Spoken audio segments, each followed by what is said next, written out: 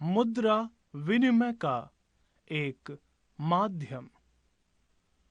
मुद्रा का इस्तेमाल हमारे रोजाना के जीवन का एक बहुत बड़ा हिस्सा है। अपने चारों तरफ देखिए। आप किसी एक दिन में मुद्रा से जुड़े कई सौदों की पहचान कर सकते हैं। क्या आप इनकी एक सूची बना सकते हैं? बहुत से लेन देन में आप देखेंगे कि मुद्रा के जरिए वस्तुएं खरीदी और बेची जा रही हैं। ऐसे कुछ लेन देन में मुद्रा के बदले सेवाएं प्रदान की जा रही हैं, लेकिन कुछ मामलों में हो सकता है कि लेन देन होते वक्त मुद्रा का कोई आदान प्रदान न हो, केवल बाद में भुगतान करने का वादा हो। क्या आपने कभी सोचा है कि खरीदारी मुद्रा के जरिए क्यों होती है? कारण बहुत सरल है।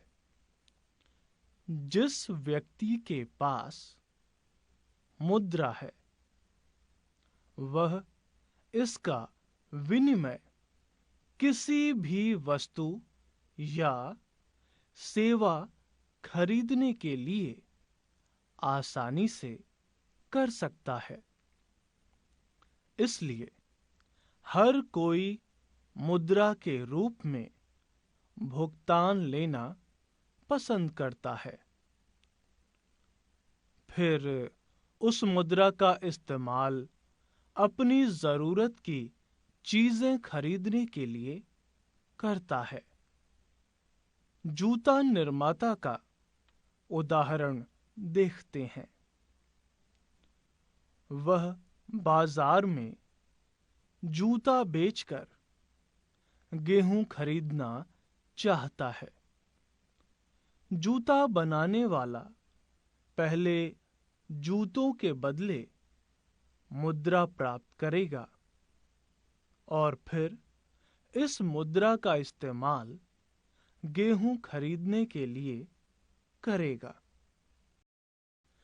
जरा सोचिए कि जूता निर्माता यदि बिना मुद्रा का इस्तेमाल किए जूते का सीधे गेहूं से विनिमय करता, तो उसे कितनी कठिनाई होती। उसे गेहूं उगाने वाले ऐसे किसान को खोजना पड़ता जो न केवल गेहूं बेचना चाहता हो, बल्कि साथ में जूते भी खरीदना चाहता हो। अर्थात दोनों पक्ष एक दूसरे से चीजें खरीदने और बेचने पर सहमति रखते हों। इसे आवश्यकताओं का दोहरा संयोग कहा जाता है। एक व्यक्ति जो वस्तु बेचने की इच्छा रखता है, वही दूसरा व्यक्ति खरीदने की इच्छा रखता हो। वस्तु विनिमय प्रणाली में जहां मुद्रा का उपयोग किए बिना वस्तुओं का विनिमय होता है, वहां आवश्यकताओं का दोहरा संयोग होना अनिवार्य विशिष्टता है। इसकी तुलना में ऐसी अर्थव्यवस्था जहां मुद्रा का प्रयोग होता है, मुद्रा महत्वपूर्ण मध्यवर्ती भूमिका प्रदान करके आवश्यकताओं के दोहरे संयोग की जरूरत को खत्म कर देती है। फिर जूता निर्माता के लिए जरूरी नहीं रह जाता कि वो ऐसे किसान को ढूंढे जो न केवल उसके जूते खरीदे बल्कि साथ साथ उसको गेहूं भी बेचे। उसे केवल अपने जूते के लिए खरीदार ढूंढना है। एक बार उसने जूते मुद्रा में बदल लिए तो वह बाजार में गेहूं या अन्य कोई वस्तु खरीद सकता है। चूंकि मुद्रा विनिमय प्रक्रिया में मध्यस्थता का काम करती है, इसे विनिमय का माध्यम कहा जाता है। मुद्रा के आधुनिक रूप। हमने देखा है कि मुद्रा ऐसी चीज है जो लेन देन में विनिमय का माध्यम बन सकती है। सिक्कों के चलने से पहले तरह तरह की चीजें मुद्रा के रूप में इस्तेमाल की जाती थी। उदाहरण के लिए, बहुत प्रारंभिक काल से ही भारतीय अनाज और पशु का मुद्रा के रूप में इस्तेमाल करते थे। इसके बाद सोना, चांदी और तांबे जैसी धातुओं के सिक्कों का चलन हुआ, जिसका चलन पिछली सदी तक रहा। करेंसी। मुद्रा के आधुनिक रूपों में करेंसी, कागज के नोट और सिक्के शामिल हैं। वे चीजें जो पहले मुद्रा के रूप में प्रयोग की जाती थीं, उसके विपरीत आधुनिक मुद्रा बहुमूल्य धातुओं जैसे सोना, चांदी और तांबे के बने सिक्कों से नहीं बनी है। अनाज और पशुओं की तरह वे रोजमर्रा की चीजें भी नहीं हैं। आधुनिक मुद्रा का इस प्रकार का अपना कोई इस्तेमाल नहीं है। फिर इसे विनिमय का माध्यम क्यों स्वीकार किया जाता है? मुद्रा को विनिमय का माध्यम इसलिए स्वीकार किया जाता है क्योंकि किसी देश की सरकार इसे प्राधिकृत करती है। भारत में भारतीय रिजर्व बैंक केंद्रीय सरकार की तरफ से करेंसी नोट जारी करता है। भारतीय कानून के अनुसार किसी व्यक्ति या संस्था को मुद्रा जारी करने की इजाजत नहीं है। इसके अलावा कानून विनिमय के माध्यम के रूप में रुपए का इस्तेमाल करने की वैधता प्रदान करता है, जिसे भारत में सौदों में अदायगी के लिए मना नहीं किया जा सकता। भारत में कोई व्यक्ति कानूनी तौर पर रुपयों में अदायगी को अस्वीकार नहीं कर सकता। इसलिए रुपया व्यापक स्तर पर विनिमय का माध्यम स्वीकार किया गया है। बैंकों में निक्षेप।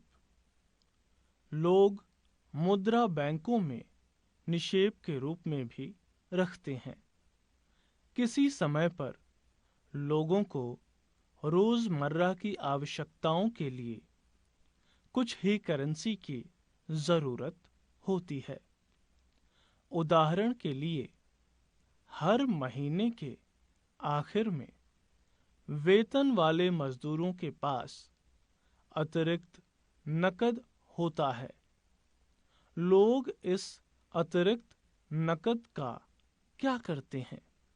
वे इसे बैंकों में अपने नाम से खाता खोलकर जमा कर देते हैं।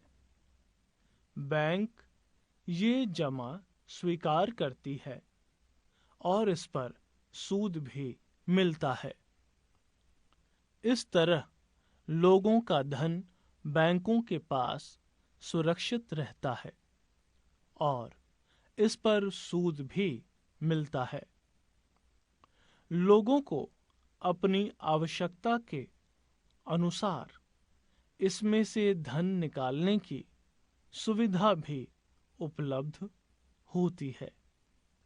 चूंकि बैंक खातों में जमा धन को मांग के जरिए निकाला जा सकता है, इसलिए इस जमा को मांग जमा कहा जाता है। मांग जमा एक अन्य दिलचस्प सुविधा देता है। यह सुविधा इसे मुद्रा का यानी विनिमय का माध्यम महत्वपूर्ण लक्षण प्रदान करती है। आपने नकद के बजाय चेक से भुगतान के बारे में सुना होगा। चेक से भुगतान के लिए भुगतानकर्ता, जिसका किसी बैंक में खाता है, एक निश्चित रकम के लिए चेक काटता है। चेक एक ऐसा कागज है जो बैंक को किसी व्यक्ति के खाते से चेक पर लिखे नाम वाले दूसरे व्यक्ति को एक खास रकम का भुगतान करने का आदेश देता है। इस तरह हम देखते हैं कि मांग जमा में मुद्रा के अनिवार्य लक्षण मिलते हैं। मांग जमा के बदले चेक लिखने की सुविधा से बिना नकद का इस्तेमाल किए सीधा भुगतान करना संभव हो जाता है। चूंकि मांग जमाओं को करेंसी के साथ साथ व्यापक स्तर पर भुगतान का माध्यम स्वीकार किया जाता है, इसलिए आधुनिक अर्थव्यवस्था में इसे भी मुद्रा समझा जाता है। यहाँ आपको बैंक की भूमिका को याद रखना होगा। बैंकों के लिए इन जमा के बदले कोई भी मांग जमा एवं भुगतान नहीं होगा। मुद्रा के आधुनिक रूप करेंसी और जमा आधुनिक बैंक प्रणाली की कार्य प्रणाली से बहुत करीब से जुड़े हुए हैं। बैंकों की ऋण संबंधी गतिविधियां बैंकों की कहानी को आगे बढ़ाते हैं। बैंक जनता से जो धन जमा खातों में स्वीकार करते हैं, उसका क्या करते हैं? यहाँ एक दिलचस्प क्रियाविधि काम कर रही है। बैंक जमा रकम का एक छोटा हिस्सा अपने पास नकद के रूप में रखते हैं। उदाहरण के लिए आजकल भारत में बैंक जमा का केवल 15% हिस्सा नकद के रूप में अपने पास रखते हैं। किसी एक दिन में जमाकर्ताओं द्वारा धन निकालने की संभावना को देखते हुए यह प्रावधान किया जाता है, चूंकि किसी एक विशेष दिन में केवल कुछ जमाकर्ता ही नकद निकालने के लिए आते हैं। इसलिए बैंक का काम इतने नकद से आराम से चल जाता है। बैंक जमा राशि के एक बड़े भाग को ऋण देने के लिए इस्तेमाल करते हैं। विभिन्न आर्थिक गतिविधियों के लिए ऋण की बहुत मांग रहती है। बैंक जमा राशि का लोगों की ऋण आवश्यकताओं को पूरा करने के लिए इस्तेमाल करते हैं। इस तरह बैंक जिनके पास अतिरिक्त राशि है, जमाकर्ता एवं जिन्हें राशि की जरूरत है, यानी कर्जदार के बीच मध्यस्थता का काम करते हैं। बैंक जमा पर जो ब्याज देते हैं, उससे ज्यादा ब्याज ऋण पर लेते हैं। कर्जदारों से लिए गए ब्याज और जमाकर्ताओं को दिए गए ब्याज के बीच का अंतर बैंकों की आय का प्रमुख स्रोत है। साख की दो विभिन्न स्थितियां हमारी रोजमर्रा की गतिविधियों में ऐसे बहुत से लेन देन हैं जहां किसी न किसी रूप में ऋण का प्रयोग होता है। ऋण यानी उधार से हमारा तात्पर्य एक सहमति से है, जहां साहूकार कर्जदार को धन, वस्तुएं या सेवाएं मुहैया कराता है और बदले में भविष्य में कर्जदार से भुगतान करने का वादा लेता है। आइए अब हम उपयुक्त दो उदाहरणों के द्वारा देखते हैं कि ऋण की क्या भूमिका होती है। पहला, त्योहार का मौसम। अब से 2 महीने बाद त्योहार का मौसम है और जूता निर्माता सलीम के पास शहर के एक बड़े व्यापारी से 3000 जोड़ी जूते की मांग आती है, जिसे उसे 1 महीने के अंदर पूरा करना है। उत्पादन के काम को समय पर पूरा करने के लिए सलीम को सिलाई और चिपकाने के काम के लिए अतिरिक्त मजदूर रखने की आवश्यकता है। उसे कच्चा माल भी खरीदना है। इन सभी खर्चों को पूरा करने के लिए सलीम 2 स्रोतों से ऋण लेता है। पहला, वह चमड़ा व्यापारी को चमड़ा अभी देने का प्रस्ताव रखता है और बाद में भुगतान करने का वादा करता है।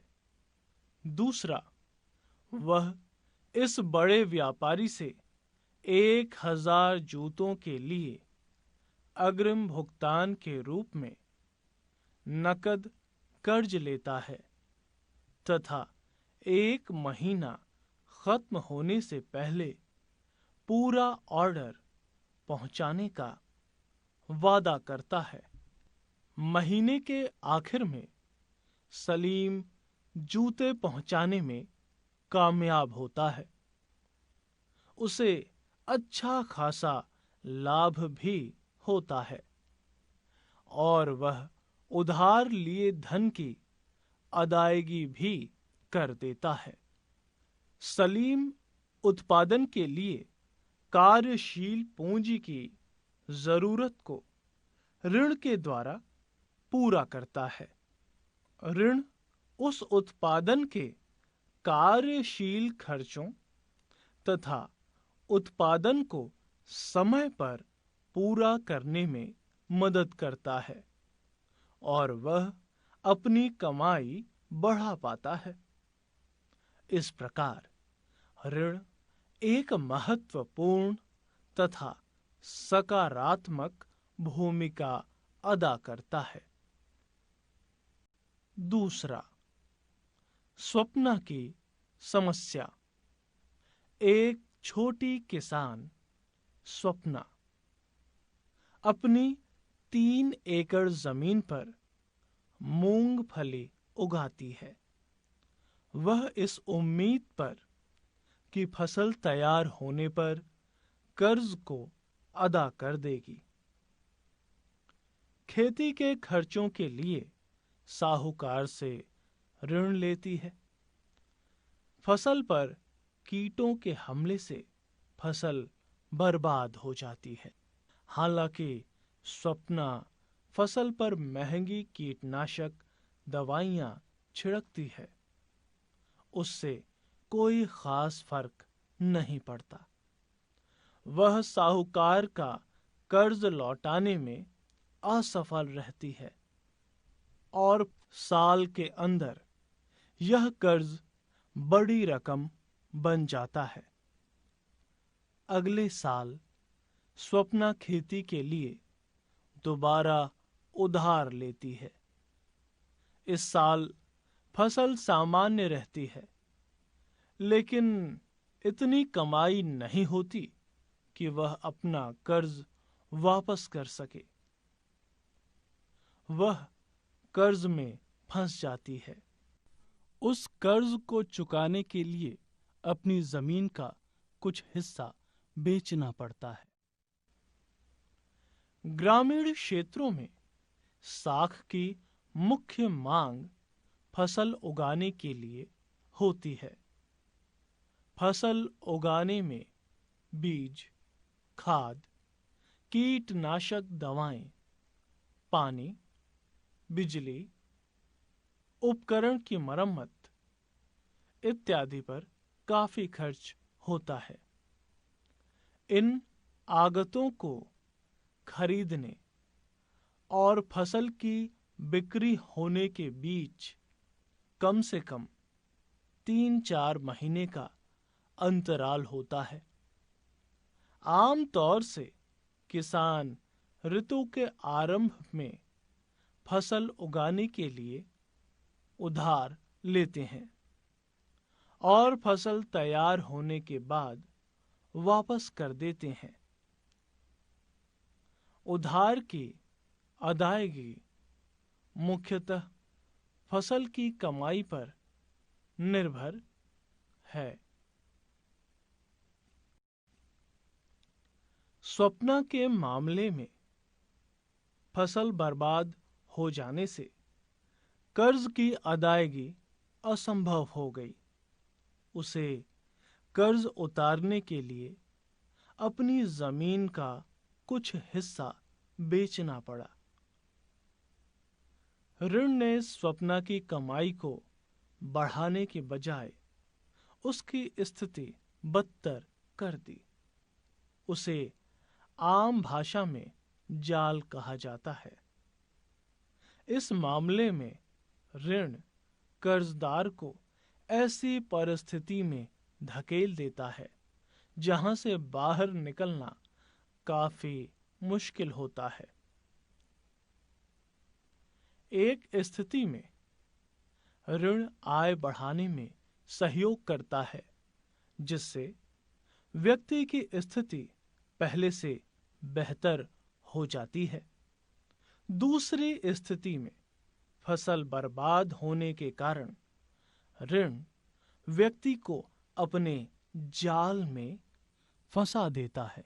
स्वप्ना को कर्ज उतारने के लिए अपनी जमीन का एक हिस्सा बेचना पड़ता है। स्पष्ट है कि उसकी स्थिति पहले की तुलना में बदतर हुई। ऋण उपयोगी होगा या नहीं, यह परिस्थिति के खतरों और हानि होने पर प्राप्त सहयोग की संभावना पर निर्भर करता है। ऋण की शर्तें। हर ऋण समझौते में ब्याज दर निश्चित कर दी जाती है, जिसे कर्जदार महाजन को मूल रकम के साथ अदा करता है।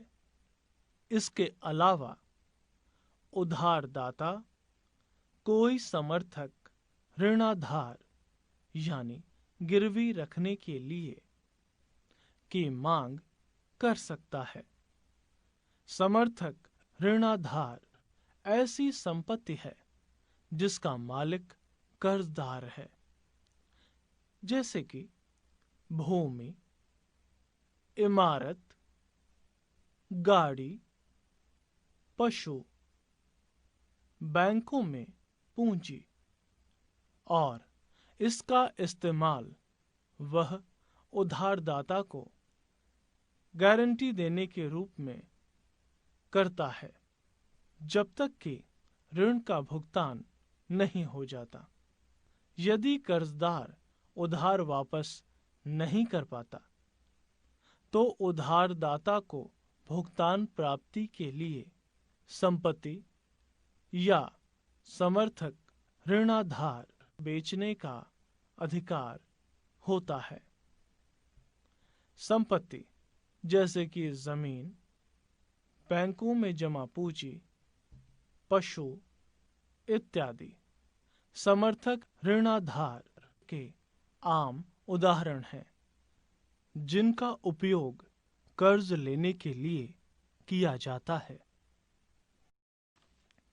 आवास ऋण। मेघा ने घर खरीदने के लिए बैंक से 5 लाख रुपए का कर्ज लिया। इस कर्ज पर ब्याज की वार्षिक दर 12% है और इस कर्ज को 10 साल में मासिक किश्तों में लौटाया जाना है। मेघा को बैंक से कर्ज लेने से पहले उसे अपनी नौकरी और वेतन संबंधी रिकॉर्ड दिखाने पड़ते हैं। बैंक नए घर के सभी कागज ऋणधार के रूप में रख लेता है, जिन्हें मेघा द्वारा ब्याज समेत लौटाने पर वापस किया जाएगा।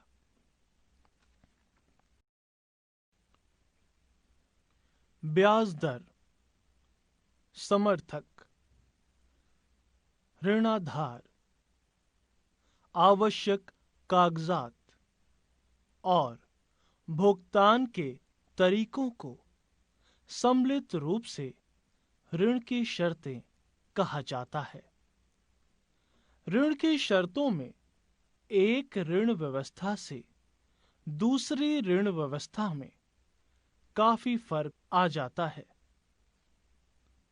कर्ज की शर्तें उधारदाता और कर्जदार की प्रकृति पर भी निर्भर करती है। विविध प्रकार के साख प्रबंध।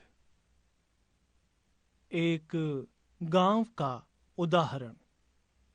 रोहित और रंजन ने कक्षा में ऋण की शर्तों के बारे में पढ़ना खत्म किया था। वे अपने इलाके में प्रचलित विविध प्रकार के ऋण प्रबंधों को जानने को उत्सुक थे। कौन लोग उधार देते, कर्जदार कौन थे, ऋण की क्या शर्तें थीं। उन्होंने अपने गांव के कुछ लोगों से बात करने का फैसला किया।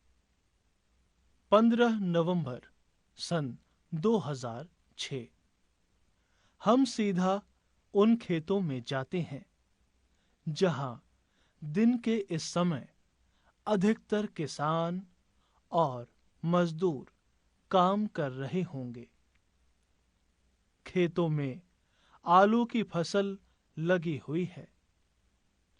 पहले हम सोनपुर, एक छोटा सा गांव जहां सिंचाई की सुविधाएं मौजूद है, के एक छोटे किसान श्यामल से मिलते हैं।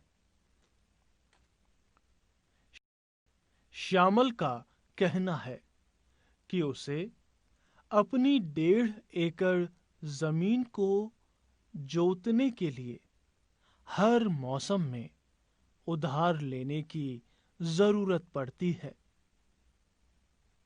कुछ साल पहले तक वह गांव के महाजन से ऋण लेता था, जिस पर उसे 5% मासिक ब्याज देनी पड़ती थी, यानी 60% वार्षिक। पिछले कुछ वर्षों से श्यामल गांव के एक कृषि व्यापारी से 3% मासिक ब्याज की दर पर ऋण ले रहा है। जुताई के मौसम की शुरुआत होने पर व्यापारी ऋण पर कृषि संबंधित आगतें यानी जरूरतें मुहैया कराता है, जिसे फसल तैयार हो जाने पर वापस करना होता है। ऋण पर ब्याज के अलावा व्यापारी किसानों से वादा लेता है कि वह अपनी फसल उसी को बेचेगा। इस तरह व्यापारी निश्चिंत है कि ऋण की अदायगी समय से हो जाएगी। फसल की कीमतें फसल काटते समय कम होती है, इसलिए वह किसानों से कम कीमत पर फसल खरीदकर और बाद में कीमत बढ़ने पर बेचकर भारी मुनाफा कमाता है। अब हम अरुण से मिलते हैं, जो एक किसान मजदूर के काम का निरीक्षण कर रहा है। अरुण के पास 7 एकड़ जमीन है। अरुण सोनपुर के उन कुछ लोगों में से है जिसे खेती के लिए बैंक से ऋण मिला है। इस ऋण पर वार्षिक ब्याज दर 8.5% है और इसे अगले 3 वर्षों में कभी भी लौटाया जा सकता है। अरुण की योजना है कि वह फसल तैयार होने पर अपनी उपज का कुछ हिस्सा बेचकर इस ऋण की अदायगी कर देगा। वह बाकी आलू की फसल को शीत भंडार गृह में रखकर बैंक से इसके बदले नया ऋण लेने के लिए दरखास्त देना चाहता है। बैंक उन किसानों को ऐसी सुविधा देने के लिए तैयार है जो पहले भी खेती के लिए उससे ऋण ले चुके हैं। रमा निकट के खेत में कृषि मजदूर के रूप में काम करती है। साल में कई महीने रमा के पास कोई काम नहीं होता और उसे अपने रोजमर्रा के खर्चों के लिए कर्ज लेना पड़ता है। अचानक बीमार पड़ने पर या परिवार में किसी समारोह पर खर्च करने के लिए भी उसे कर्ज लेना पड़ता है। रमा कर्ज के लिए अपने मालिक पर, जो सोनपुर का मध्यम वर्गीय भूस्वामी है, आश्रित है। भूस्वामी उसे 5% मासिक ब्याज दर पर ऋण देता है। रमा उस कर्ज को भूस्वामी के यहां काम करके वापस करती है। अधिकांशतः रमा को नया ऋण लेना पड़ जाता है, जबकि वह पुराना ऋण लौटा भी नहीं पाती है। वर्तमान में उसे भूस्वामी के 5,000 रुपए देने हैं। यद्यपि भूस्वामी उसके साथ अच्छा व्यवहार नहीं करता, फिर भी वह उसके लिए लगातार काम करती है ताकि आवश्यकता पड़ने पर उसे ऋण मिल सके।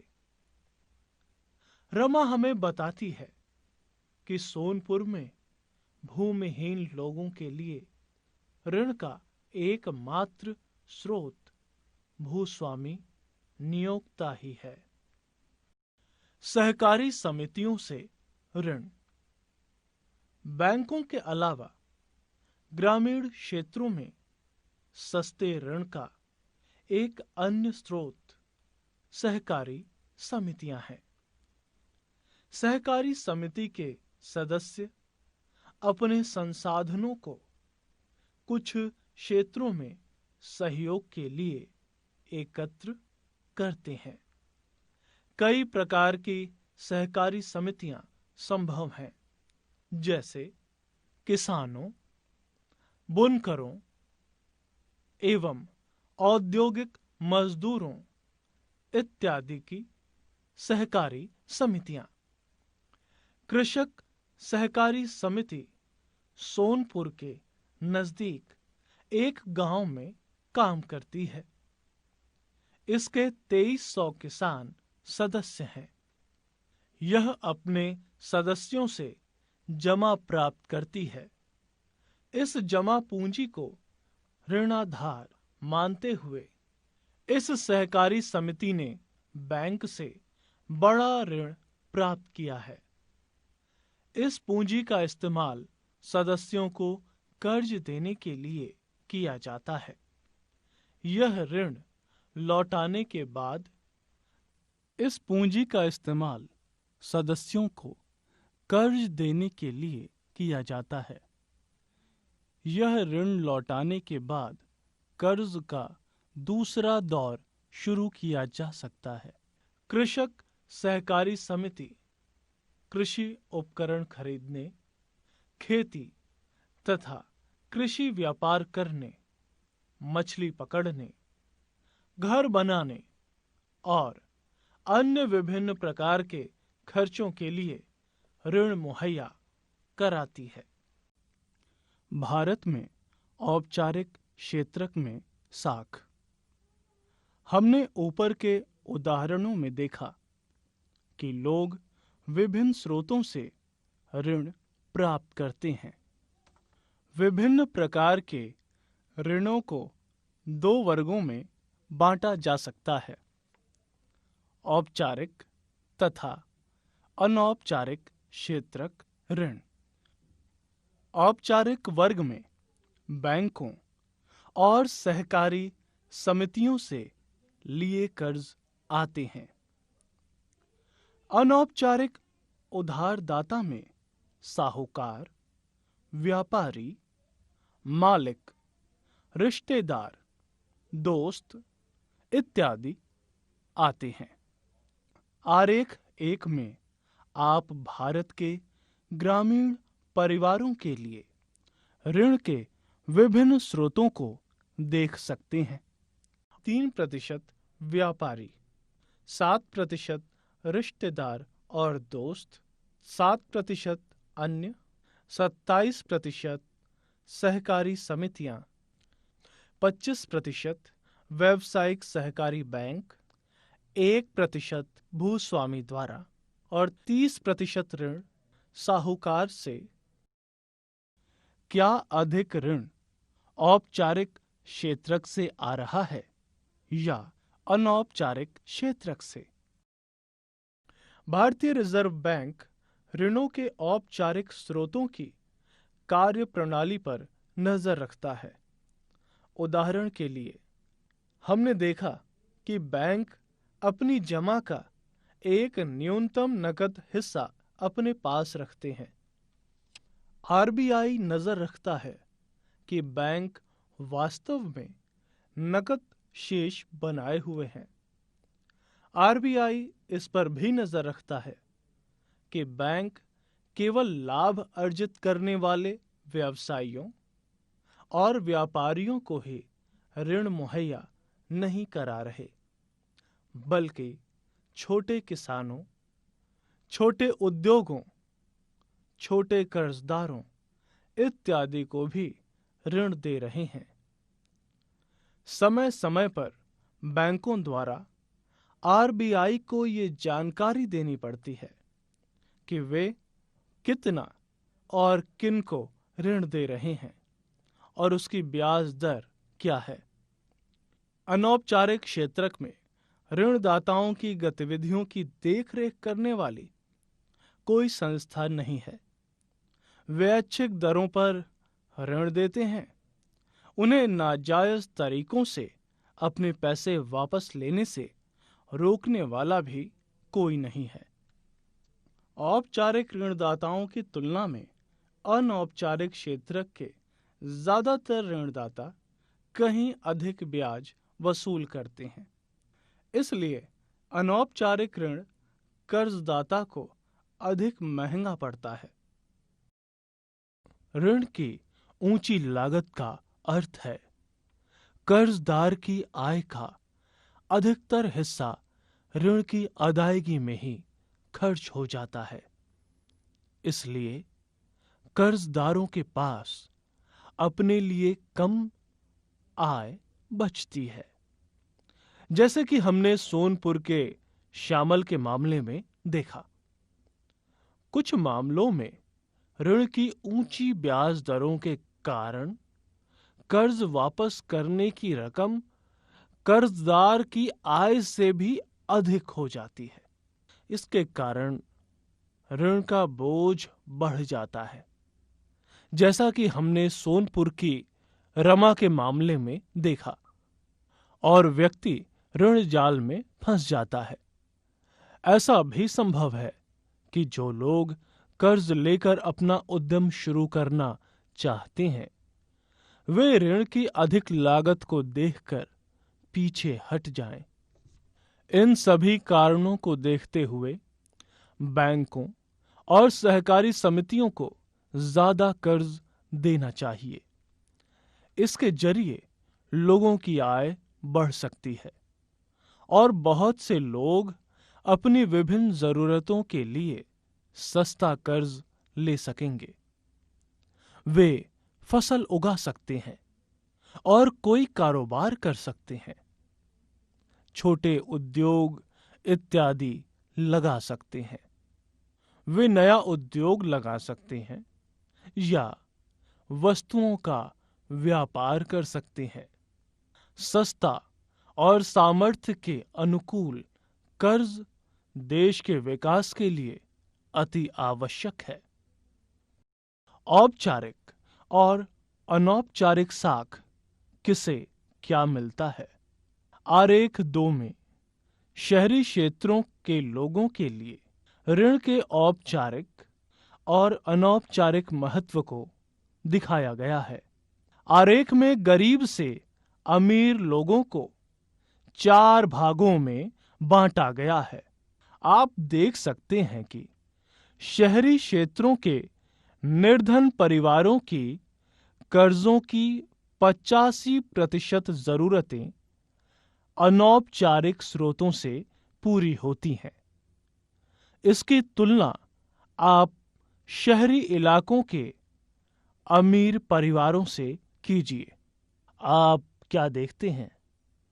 उनके केवल 10% कर्ज अनौपचारिक स्रोतों से, जबकि 90% औपचारिक स्रोतों से है। इसी तरह की तस्वीर ग्रामीण क्षेत्रों में भी है। अमीर परिवार औपचारिक ऋणदाताओं से सस्ता ऋण ले रहे हैं, जबकि गरीब परिवारों को कर्ज के लिए भारी कीमत चुकानी पड़ रही है। इस सब से क्या पता चलता है?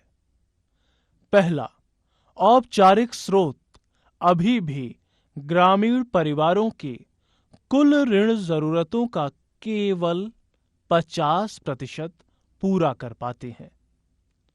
बाकी जरूरतें अनौपचारिक स्रोतों से पूरी होती हैं। अनौपचारिक ऋणदाताओं से लिए गए उधार पर आमतौर से ब्याज की दरें बहुत अधिक होती हैं और ये उधार कर्जदाताओं की आय बढ़ाने का काम ही कर पाता है।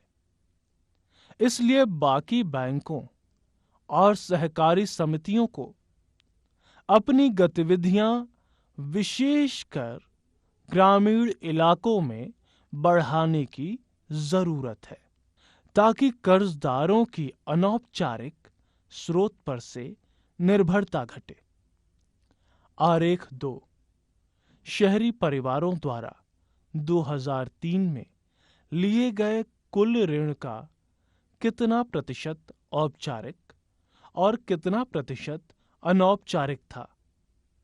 नीला अनौपचारिक स्रोत में ऋण की प्रतिशत, बैंगनी औपचारिक स्रोत में ऋण की प्रतिशत। दूसरा, यदि एक तरफ औपचारिक स्रोत के ऋणों का विस्तार होना चाहिए, तो दूसरी ओर ये भी जरूरी है कि ये ऋण सभी लोगों को प्राप्त हो सके।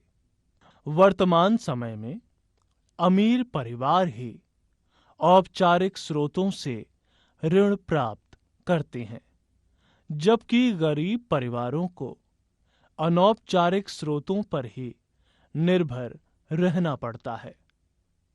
ये जरूरी है कि औपचारिक ऋण का अधिक समान वितरण हो, ताकि गरीब परिवार भी सस्ते ऋण का फायदा उठा सके। निर्धनों के स्वयं सहायता समूह।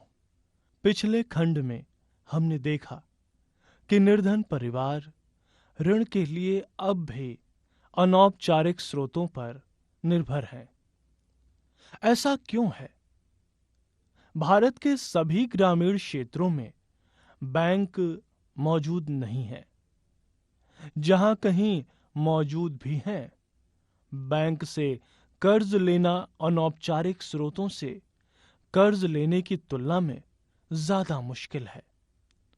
जैसा कि हमने मेघा के मामले में देखा, बैंक कर्ज लेने के लिए ऋणाधार और विशेष कागजातों की जरूरत पड़ती है। ऋणाधार की अनुपलब्धता एक प्रमुख कारण है, जिससे गरीब बैंकों से ऋण नहीं ले पाते। दूसरी ओर अनौपचारिक ऋणदाता जैसे साहूकार इस कर्जदार को व्यक्तिगत स्तर पर जानते हैं और इस कारण अक्सर बिना ऋणाधार के भी ऋण देने के लिए तैयार हो जाते हैं। कर्जदार जरूरत पड़ने पर अपना पुराना ऋण चुकाए बिना भी नया कर्ज लेने के लिए साहूकार के पास जा सकते हैं, लेकिन महाजन ब्याज की दरें बहुत ऊंची रखते हैं, लेन देन की लिखा पढ़ी भी पूरी नहीं करते और निर्धन कर्जदारों को तंग करते हैं। हाल के वर्षों में लोगों ने गरीबों को उधार देने के कुछ नए तरीके अपनाने की कोशिश की। इनमें से एक विचार ग्रामीण क्षेत्रों के गरीबों, विशेषकर महिलाओं को छोटे छोटे स्वयं सहायता समूहों में संगठित करने और उनकी बचत पूंजी को एकत्रित करने पर आधारित है। एक विशेष स्वयं सहायता समूह में एक दूसरे के पड़ोसी 15 से 20 सदस्य होते हैं जो नियमित रूप से मिलते हैं और बचत करते हैं। प्रति व्यक्ति बचत 25 रुपए से लेकर 100 रुपए या अधिक हो सकती है। ये परिवारों की बचत करने की क्षमता पर निर्भर करता है। सदस्य अपनी जरूरतों को पूरा करने के लिए छोटे कर्ज समूह से ही ले सकते हैं। समूह इन कर्जों पर ब्याज लेता है, लेकिन यह साहूकार द्वारा लिए जाने वाले ब्याज से कम होता है। 1 या 2 वर्ष के बाद अगर समूह नियमित रूप से बचत करता है तो समूह बैंक से ऋण लेने के योग्य हो जाता है। ऋण समूह के नाम पर दिया जाता है और इसका मकसद सदस्यों के लिए स्वरोजगार के अवसरों का सृजन करना है। उदाहरण के लिए, सदस्यों को छोटे छोटे कर्ज अपनी गिरवी जमीन छुड़ाने के लिए, कार्यशील पूंजी की जरूरतें जैसे बीज, खाद, बांस और कपड़े खरीदने के लिए, हथकरघा, पशु इत्यादि संपत्ति खरीदने के लिए दिए जाते हैं। बचत और ऋण गतिविधियों से संबंधी ज्यादातर महत्वपूर्ण निर्णय समूह के सदस्य स्वयं लेते हैं। समूह दिए जाने वाले ऋण, उसका लक्ष्य, उसकी रकम, ब्याज दर, वापस लौटाने की अवधि आदि के बारे में निर्णय करता है। इस ऋण को लौटाने की जिम्मेदारी भी समूह की होती है। एक भी सदस्य अगर ऋण वापस नहीं लौटाता तो समूह के अन्य सदस्य इस मामले को गंभीरता से लेते हैं। इसी कारण बैंक निर्धन महिलाओं को ऋण देने के लिए तैयार हो जाते हैं। जब वे अपने को स्वयं सहायता समूहों से संगठित कर लेती हैं, यद्यपि उनके पास कोई ऋणाधार नहीं होता। इस तरह स्वयं सहायता समूह कर्जदारों को ऋणाधार की कमी की समस्या से उबारने में मदद करते हैं। उन्हें समयानुसार विभिन्न प्रकार की आवश्यकताओं के लिए एक उचित ब्याज दर पर ऋण मिल जाता है। इसके अतिरिक्त ये समूह ग्रामीण क्षेत्रों के गरीबों को संगठित करने में मदद करते हैं। इससे न केवल महिलाएं आर्थिक रूप से स्वावलंबी हो जाती हैं, बल्कि समूह की नियमित बैठकों के जरिए लोगों को एक आम मंच मिलता है जहां वो तरह तरह के सामाजिक विषयों जैसे स्वास्थ्य, पोषण और घरेलू हिंसा इत्यादि पर आपस में चर्चा कर पाती हैं। बांग्लादेश का ग्रामीण बैंक। बांग्लादेश ग्रामीण बैंक का उचित ब्याज दरों पर गरीबों की ऋण जरूरतों को पूरा करने का बड़ा सफल इतिहास रहा है। इसकी शुरुआत 1970 में एक छोटे पैमाने से हुई। ग्रामीण बैंक के अब 60 लाख कर्जदार हैं, जो बांग्लादेश के 40,000 गांवों में फैले हुए हैं। इससे ऋण लेने वाली ज्यादातर महिलाएं हैं, जिनका संबंध समाज के गरीब तबके से है। इन कर्जदारों ने दिखा दिया है कि न केवल गरीब महिलाएं भरोसेमंद कर्जदार हैं, बल्कि वे विभिन्न तरह की छोटी आय वाली गतिविधियों को सफलतापूर्वक शुरू करने और चला सकने में सक्षम हैं।